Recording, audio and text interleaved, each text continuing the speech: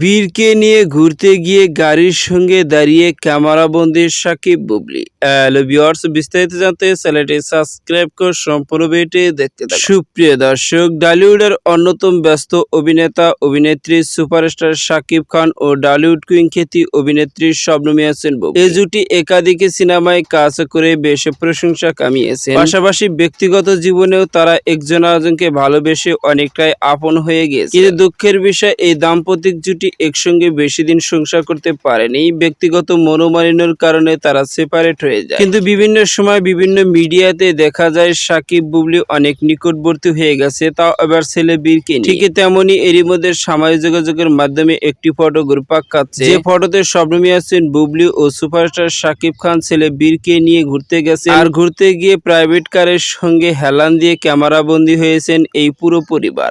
আর এই ফটোটি বর্তমানে সোশ্যাল মিডিয়ায় ভাইরাল। আর তারপর থেকে একের পর এক মন্তব্য শোনা যাচ্ছে সোশ্যাল মিডিয়ায়। হয়তো সাকিব বুবলি একসঙ্গে হয়ে ছেলে বীরকে নিয়ে ঘুরতে গেছে, আর সেখানে গিয়ে এমন ভাবে ক্যামেরাবন্দি হয়েছেন তারা। তো সুপ্রিয় দর্শক, ভিডিওটি আপনার কাছে ভালো লাগলে একটা লাইক দিন। নিত্য নতুন ভিডিও আপডেট পেতে চ্যানেলটি সাবস্ক্রাইব করুন। অসংখ্য ধন্যবাদ পুরো ভিডিও উপভোগ করার জন্য।